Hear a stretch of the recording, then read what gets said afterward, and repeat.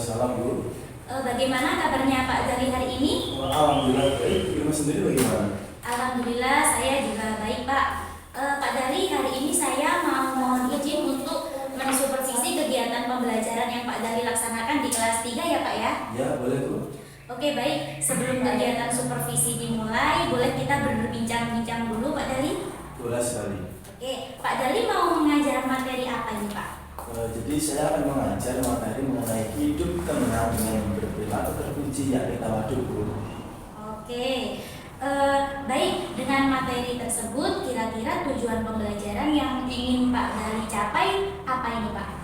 Jadi sesuai dengan RPP yang saya buat, Bu, tujuan pembelajarannya yaitu melalui pendekatan saintifik dengan menggunakan metode berbagai pengetahuan secara aktif. Kemudian peserta didik sendiri dapat memahami dan mendeskripsikan serta mempraktekkan perilaku terpuji tanggung jawab dan tawadhu dalam kehidupan sehari-hari. Baik, Pak. Melalui tujuan pembelajaran tersebut, area pengembangan yang ingin dicapai oleh Pak Zali seperti apa, Pak? Jadi area pengembangan sendiri yang ingin saya capai yaitu pemahaman dan deskripsi, yaitu yang dimana peserta didik diharapkan mampu memahami dan mendeskripsikan perilaku terpuji, tanggung jawab dan tawadhu dalam kehidupan sehari-hari. Ini mencakup semua kemampuan mereka untuk menjelaskan apa yang dimaksud dengan tanggung jawab dan tawadhu, serta bagaimana perilaku ini tercermin dalam tindakan sehari-hari. Kemudian ada penerapan perilaku terpuji. Jadi peserta didik diharapkan dapat mempraktekkan perilaku terpuji, tanggung jawab dan tawadhu dalam kehidupan sehari-hari. Ini mencakup kemampuan mereka untuk mengaplikasikan nilai-nilai tersebut dalam berbagai situasi dalam kehidupan sehari-hari mereka. Kemudian ada pendekatan saintifik, yang dimana tujuan pembelajaran ini mencakup penggunaan pendekatan saintifik dalam proses pembelajaran. Ini berarti peserta didik juga akan mengembangkan keterampilan dan menggunakan pendekatan saintifik untuk memahami dan menerapkan konsep tanggung jawab dan tawadhu. Kemudian ada berbagai pengetahuan secara aktif, yang dimana dalam konteks pembelajaran ini peserta didik juga diharapkan untuk berbagai pengetahuan secara aktif. Ini mencakup kemampuan mereka untuk berkomunikasi seperti itu, berkolaborasi dan berdiskusi dengan sesama peserta didik dan instruktur untuk saling belajar dan memahami konsep-konsep tanggung jawab dan tawadhu. Kemudian ada pula pengembangan moral dan etika, yang dimana tujuan pembelajaran ini juga mencakup pengembangan aspek moral dan etika peserta didik, yang dimana mereka itu diharapkan tidak hanya memahami konsep-konsep tanggung jawab dan tawadhu, tetapi mereka juga menerapkan nilai-nilai ini dalam praktekkan sehari-hari mereka, sehingga menciptakan perubahan positif dalam perilaku mereka sehari-hari. Jadi area pengembangan yang ingin dicapai dalam rencana pembelajaran ini mencakup pemahaman aplikasi, pendekatan saintifik, berbagai pengetahuan aktif, dan pengembangan moral dan etika dalam konteks tanggung jawab dan tawadhu. Seperti itu, Bu. Oke, Pak. Jadi tujuan pembelajaran serta area pengembangan yang sudah Pak Zali sampaikan dengan rinci tadi, seperti penerapan perilaku terpuji, kemudian ada pendekatan saintifik, berbagi pengetahuan secara aktif, pengembangan moral dan etika, yang mana intinya itu dapat anak-anak terapkan dalam kehidupan sehari-hari, begitu ya, Pak ya? Ya, Oke, lanjut pertanyaan berikutnya, Pak. Strategi apa yang Pak Zali gunakan dalam pembelajaran kali ini, Pak? Jadi strategi yang saya gunakan itu penggunaan media, Bu. Saya menggunakan media gambar ataupun poster tentang tawadhu itu sendiri. Nah, serta saya juga nanti akan menampilkan sebuah video dari slide LCD proyektor. Kemudian saya memanfaatkan sumber ajar paket bagi mereka yang suka membaca, yang nantinya diharapkan mereka dapat menemukan konsep tawadhu melalui bacaan yang ada pada buku paket tersebut. Kemudian ada pula penampilan sosiodrama dari setiap kelompok saling memberikan komentar pada kelompok lain. Ada juga sesi diskusi, Bu, mengenai arti hadis Rasulullah SAW mengenai tentang tawadhu. Oke, keren sekali ya, Pak ya, strateginya sangat menyenangkan menurut saya untuk anak kelas 3, cocok sekali. Baik Pak Zali, terima kasih atas waktunya. Monggo sekarang silakan Pak Zali mengajar di kelas 3. Saya izin ikut masuk ke dalam kelas dan mengamati dari belakang ya Pak ya. Baik, siap Firman. Oke, silakan Pak Dali. Assalamualaikum warahmatullahi wabarakatuh.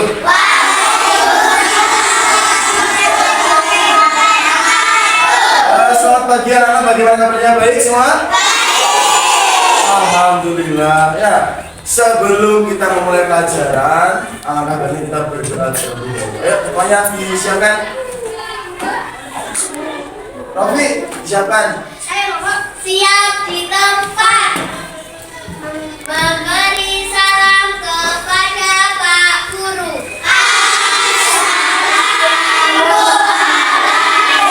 Waalaikumsalam. Berdoa dimulai.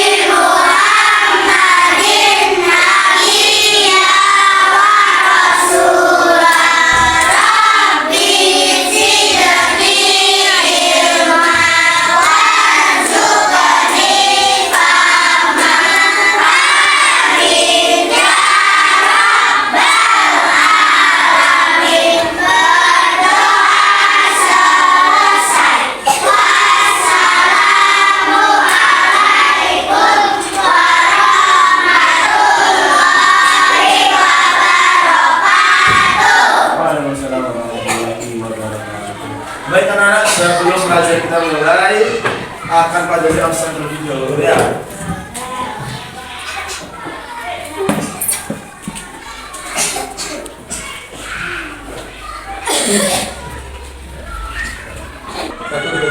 Ahmad Robert.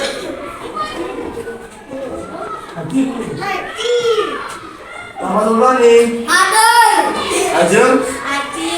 Ahdan. Akifah. Termasuk mana? Oh, sakit, Joles. Kalista. Ajilia. Sakit. Mana Ajilia? Oh, itu di belakang. Asifah. Asifah Ramadhani. Aska. Aulia Maulida. Billy. Jafar. Danu. Alicia. Fahmi. Iqbal. Lintang. Madinatul.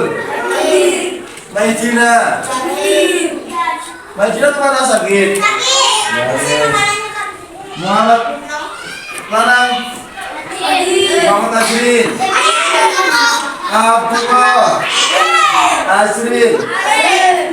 Kevin. Saputra. Muhammad Jami.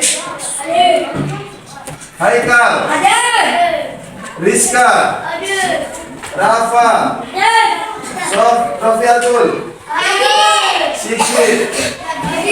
Yurika. Jenita. Romeo. Baik, karena tadi ada teman kalian yang sakit, sebelum dari pelajarannya, marilah kita doakan dengan membaca surah Al-Fatihah. Semoga teman-teman segera diberikan kesehatan. Al-Fatihah.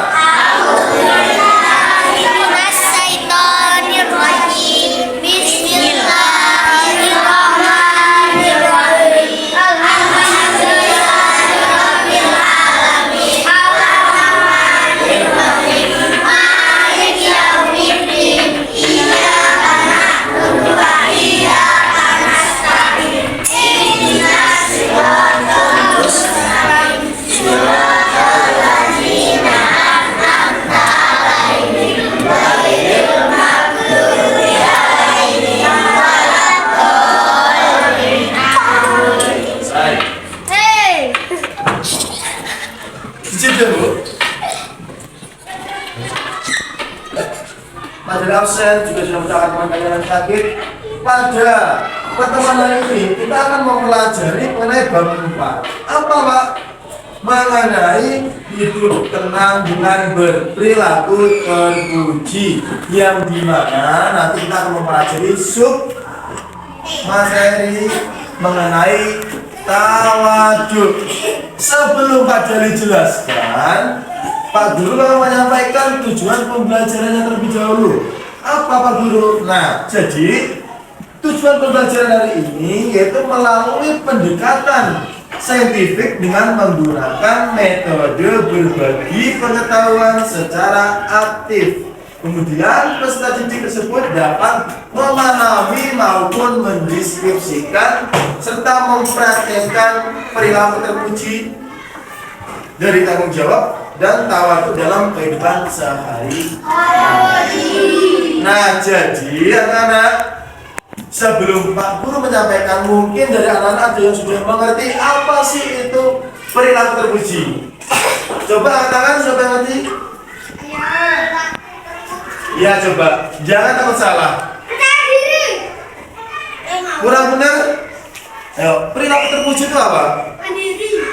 Kurang benar? Jadi gini, perilaku terpuji sendiri itu adalah perilaku yang baik yang harus kita lakukan atau kerjakan di dalam kehidupan sehari-hari, dimanapun dan kapanpun. Seperti itu, paham? Nah, seperti apa jadi jelaskan tadi anak, pada materi di bab 4 yang pertama kita akan mempelajari mengenai tawaduk. Apa sih tawaduk itu Pak Jali? Berserah diri pada Allah, kurang benar. Betul, tapi kurang benar. Jadi gini anak-anak, tawaduk sendiri itu adalah sifat yang sangat disukai sama Allah. Apa Pak? Rendah hati ataupun tidak sombong. Jadi berulang lagi, tawaduk itu adalah sikap rendah hati dan tidak sombong. Karena Allah itu tidak menyukai sifat sombong, meskipun di dalam hati kalian ada sifat sombong sekecil apapun, ibarat sebesar sekecil biji jarot, itu Allah tidak menyukai anak yang seperti itu. Tidak boleh ya. Selain itu anak-anak, sombong itu adalah sifat yang dimiliki oleh setan. Apa kalian tahu sama dengan setan? Tidak tahu kan? Nah, kemudian gini, tawaduk sendiri anak-anak itu ada manfaatnya. Selain dicintai Allah, ya kalian akan dapat banyak teman karena kalian memiliki sikap yang rendah hati seperti itu. Coba bayangkan, misalkan di sini contoh Windu, ya, karena dia habis beli tas baru, cetak baru, dan peralatan sekolah baru, dia ketika di sekolah pamer sama temennya, diduga-dugakan, kayak bisa punya ini kayak harganya mahal, itu nggak boleh seperti itu. Itu termasuk apa? Sikap sombong. Itu tidak mencerminkan sifat tawaduk seperti yang tadi dijelaskan tadi. Paham? Ya, nggak boleh seperti itu ya. Nah, kemudian gini Pak, kalau kita menerapkan sikap tawaduk dalam kehidupan sehari-hari, yang kita lakukan itu seperti apa? Pertama, tidak boleh sombong atau membanggakan diri. Ya, membanggakan diri itu artinya apa? Memamerkan apa yang dia punya atau yang dia miliki saat ini. Misalkan kamu di dalam kelas peringkat 1, toh sombong pamer duduk di kantornya, tidak boleh seperti itu ya. Paham ya? Yang kedua, berkata sopan dan lembut kepada yang lebih tua maupun yang muda. Contohnya seperti kalian, ya. Kalau ngomong yang baik, yang lembut, yang santun, misalkan Assalamualaikum Pak Jali. Assalamualaikum Pak Jali. Oh mana? Dengan nada yang kurang baik, yang kurang lembut, itu tidak boleh seperti itu ya. Paham ya? Kemudian yang ketiga, hidup sederhana. Itu adalah salah satu cerminan dari sikap tawaduk. Hidup sederhana, tapi yaudah boros, yaudah Bukan. Nggak madit waktunya, nggak pelit di tengah-tengah. Jadi sejarah itu adalah hemat balik di antara boros sama pelit. Ya, jadi di tengah-tengah itu ada sederhana, itu sederhana atau membeli kebutuhan membeli sesuatu sesuai kebutuhan kita. Paham? Misalkan contoh nih, Emil membeli sepatu sepak bola, sudah beli warna biru, besoknya pengen beli maning, padahal makin orang sepatu makin baik, kecuali udah rusak ya. Kita harus jujur sederhana seperti itu ya. Kemudian yang terakhir, kita harus bersyukur kepada Allah Subhanahu wa Ta'ala.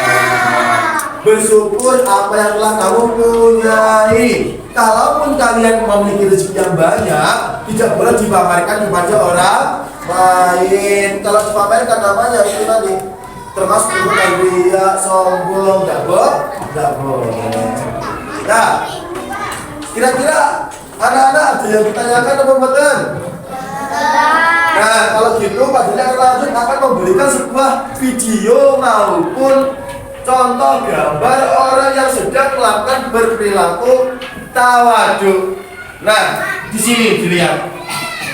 Di gambar pertama atau pos pertama, di sini ada seorang murid sama siapa? Guru. Sedang apa? Salim, sedang bersalaman atau sedang salim. Dia itu menunjukkan salah satu apa? Sikap rendah hati.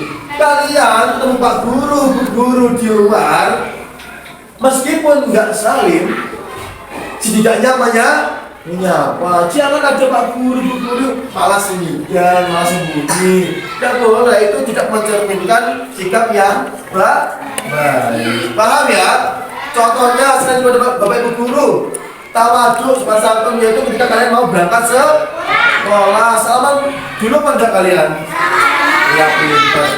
Kemarin yang seperti itu dijelaskan, kalau salaman yang baik itu harus dicium. Kita malah ini. Ya, coba tahu. Itu seperti itu ya. Kemudian ini lagi gambar yang kedua. Coba anak-anak bisa menebak dari ini gambarnya apa? Orang yang sedang bersedekah. Pinter.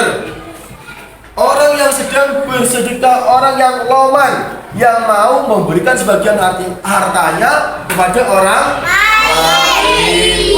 Meskipun penampilannya kaya, tapi dia tidak pelit. Paham ya?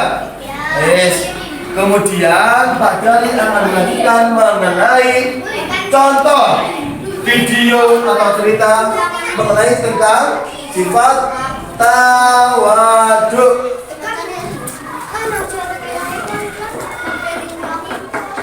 Ayo, dengarkan bersama-sama ya. Dan boleh ada yang ramai sendiri. Burung cendrawasih yang rendah hati.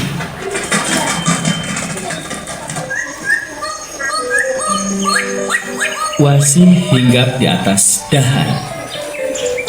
Bulunya yang indah membuat semua burung-burung terpesona melihatnya.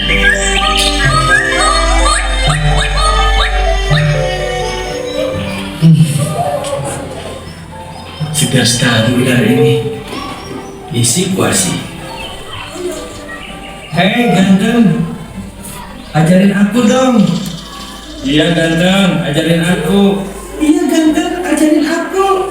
Burung-burung, baik yang jantan maupun yang betina, menggoda Wasih. Wasih memperlihatkan kehebatannya atraksi sebagai burung cendrawasih yang baik hati. Teman-temannya sangat senang. Mereka berlatih bersama Wasih. Wasih adalah burung cendrawasih yang senantiasa menjaga dirinya. Badannya sehat, bulunya juga mengkilat, sehingga tidak ada satupun burung yang tidak bangga kepadanya.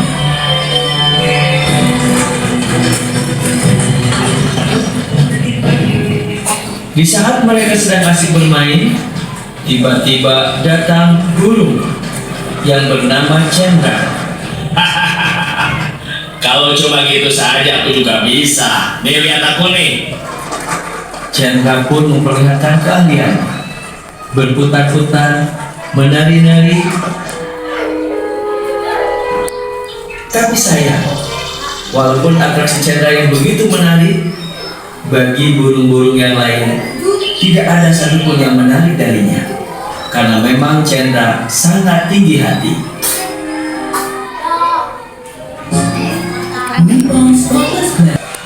Wasi memuji Chandra. Kamu memang hebat, Chandra. Kamu hebat. Saat mendengar pujian dari Wasi, bukannya Chandra berterima kasih, malah Chandra memarahinya sambil pergi. Alah, itu bisa-bisanya kamu saja. Lihat tuh, burung-burung yang lain pergi dengan kamu kan.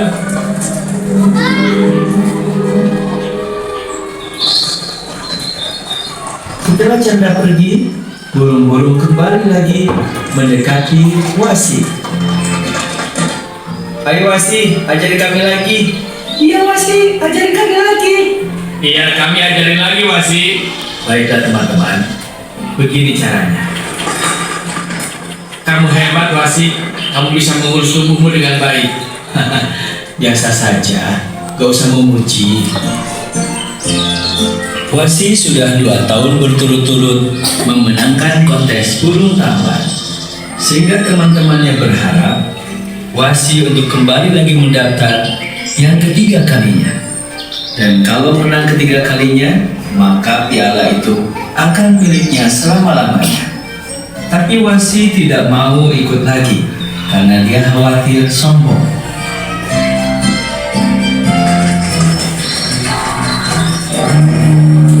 Suatu hari Wasi berjalan dan bertemu dengan temannya si kerbau. Hei kerbau, Hah, kamu, Wasi. Aku senang bisa berjumpa denganmu. Dan aku senang bisa bertemu dengan sahabatku yang memenangkan kontes burung ganteng. sudah, nggak usah dibicarakan lagi. Wah, itu ada teman kita, si Chandra. Chandra, Apalagi kamu manggil aku, Wai Wasi. enggak Chandra, ini teman kita kerbau. Aku tidak mau berteman dengan si kerbau. Badannya bau. Chandra, kenapa kamu mengatakan seperti itu? Sudahlah, Wasi. Aku nggak mau berteman lagi dengan kalian karena memang tubuhku bau. Tidak kerbau, kau baik-baik saja. Biarkan saja Chandra. Mari, kamu berteman dengan aku saja.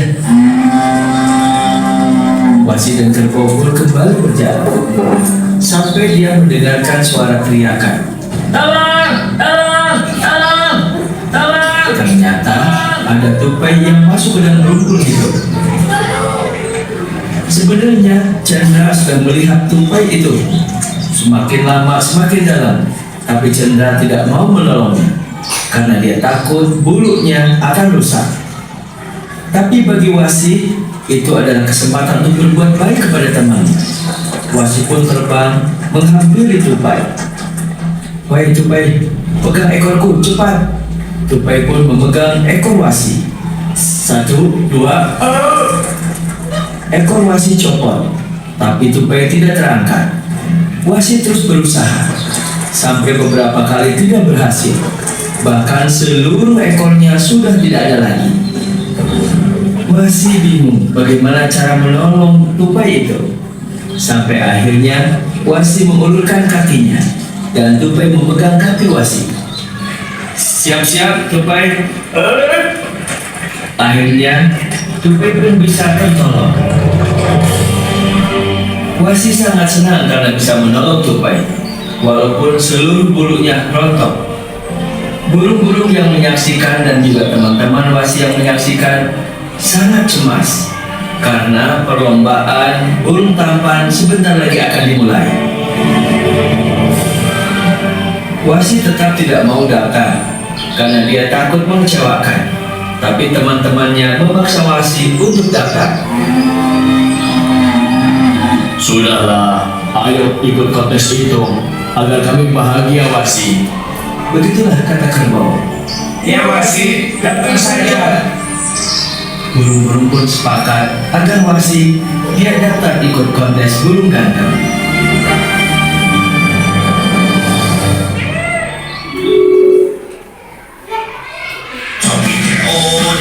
Kontes pun tiba. Seluruh burung berdasarkan undian dia menari-nari, memperlihatkan kegantengannya dan sekaligus memperlihatkan tarian-tarian yang indah. Tiba juga waktunya Cendra. Cendra yang sangat menjaga dirinya agar dia menjadi juara, betul-betul membuat kagum dewan juri. Dan giliran terakhir Wasi. Dewan juri sangat bingung karena bulu-bulu ekor Wasi sudah tidak ada. Atraksi Wasi pun terbatas karena keseimbangan tubuhnya. Setelah acara selesai, maka Dewan Juri memutuskan Cendra lah yang menjadi pemenangnya. Dan mahkota pun dipakaikan untuk Cendra. Tapi Cendra heran karena ternyata sorak-sorai bukan mendukungnya, tapi mendukung Wasi. Hidup Wasi, hidup Wasi, Wasi pahlawan, hidup Wasi burung yang baik, Wasi burung yang hebat. Mereka pun akhirnya mengeluk-elukan Wasi. Demikian kisah dari si Wasi, burung cendrawasih yang rendah hati. Adik-adik, agar kita bahagia, maka kita harus menjadi seseorang yang rendah hati. Jangan ditiru apa yang dilakukan oleh Cendra. Cendra walaupun juara, tapi dia tidak peduli kepada yang lainnya. Tapi Wasi sekalipun kalah tidak jadi juara, tapi karena dia suka membantu dan menolong teman-teman yang lain, teman-temannya mengeluk-elukan kehebatan Wasi. Terima kasih. Assalamualaikum warahmatullahi wabarakatuh.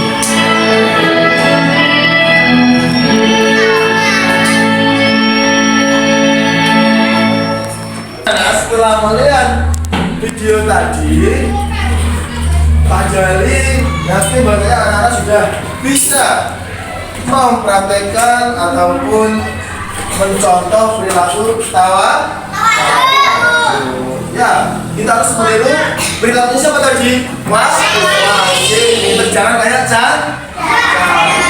yang yang mau membantu teman.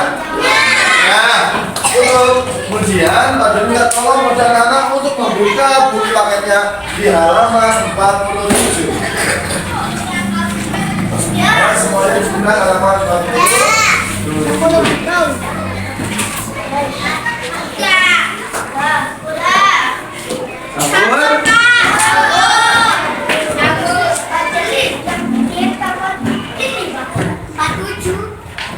Nah, sudah dibaca?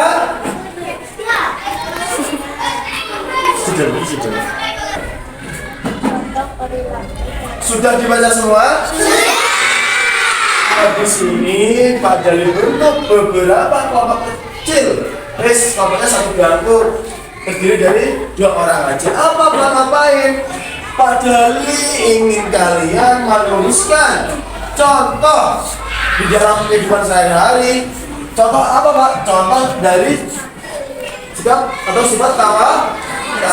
Tolong Pak Jali diberikan contoh, didiskusikan bersama teman sebangku. Sini, kamu bisa sini yuk. Yo.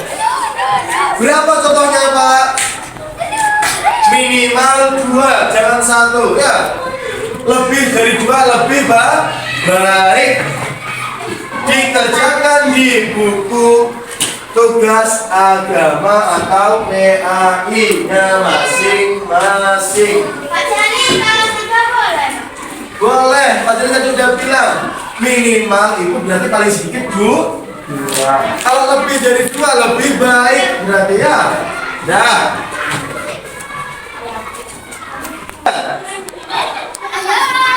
Ya, didiskusikan sama temennya.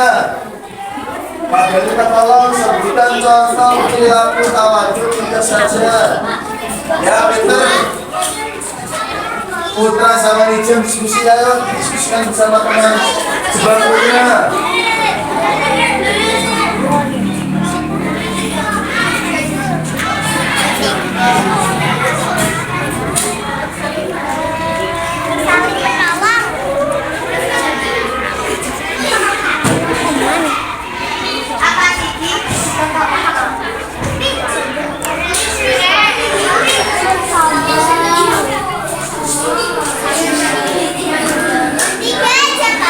Ya, boleh 3 boleh, lebih dari 3 boleh.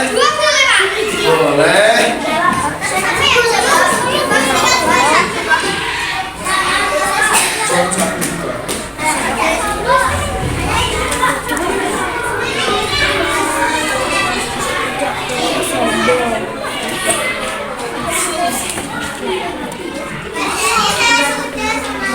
Ya, sudah. Kemudian kalau sudah ada beberapa perwakilan kelompok untuk maju ke depan sini untuk mempraktekkan bagaimana sih contoh sikap tawadhu itu ya. Padahal akan menunjuk, atau sudah akan menunjuk Paris sama Danu, coba maju di depan ini untuk mempraktekkan contoh dari sikap tawadhu.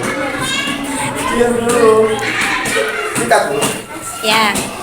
Jadi gini, nanti tolong dicontohkan kepada teman-temannya ya. Kamu jalan dari situ pura-pura jatuh, nanti akan dibantu oleh Janu, gitu ya. Paham ya? Ayo, hitungan 1. Hah? Lari terus pura-pura jatuh gitu nggak apa-apa. Yuk, 1, 2, 3. Yuk, dari sebagai orang yang punya suatu waktu membantu yang jatuh. Ayo, gimana? Ayo dibantu. Nah, misalkan ada yang luka-luka, dibawa ke bukan es dibantu ke obat gitu ya. Anak-anak, nah, paham ya? Satu itu adalah salah satu apa? Contoh sikap tawadhu pinter. Meskipun ya Janu sering meraih juara di kelas, tapi dia tidak sombong, mau membantu temannya yang sedang mengalami musibah atau kita bantu. Dan masukkan. Iya, Mas. Karena dari masukkan tasnya. Karena itu tadi pembelajaran mengenai apa sifat tawadhu. Ya, semoga apa yang kita pelajari hari ini bisa bermanfaat dan bisa kalian terapkan di dalam kehidupan sehari. Nah, sebelum kalian istirahat,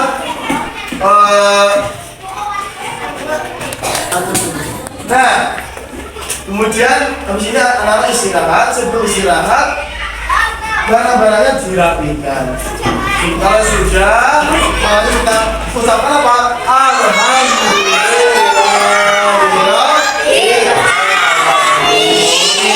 Ya, silakan istirahat. Ya, semuanya jangan nggak boleh dorong-dorongan. Gimana tadi Pak? Alhamdulillah sudah melaksanakan proses pembelajaran, nggih? Alhamdulillah. Oke, Pak Dali di sini coba ada Bapak pengajar praktik saya, namanya Pak Bambang. Dan ini Pak Dali guru agama yang saya supervisi. Jadi saya boleh melakukan percakapan ya Pak ya. Oke. Baik, bagaimana perasaannya Pak Dali ketika saya ikut masuk ke dalam kelas mengalami setiap proses pembelajaran yang Pak Dali lakukan? Perasaan saya alhamdulillah senang dulu. Ya, alhamdulillah semua sudah terlewati dan mengalir begitu saja ya Pak ya. Oke, baik Pak Dali, kita ini kan sudah sampai pada kegiatan pasca observasi ya Pak ya. Jadi mohon izin sekali lagi Pak Dali untuk menyampaikan beberapa pertanyaan, boleh Pak? Tentu saja boleh, silakan. Oke, pertanyaan pertama, berdasarkan proses pembelajaran yang telah Pak Dali laksanakan tadi, refleksi kegiatannya bagaimana Pak? Apakah ada hambatan atau kendala yang terjadi?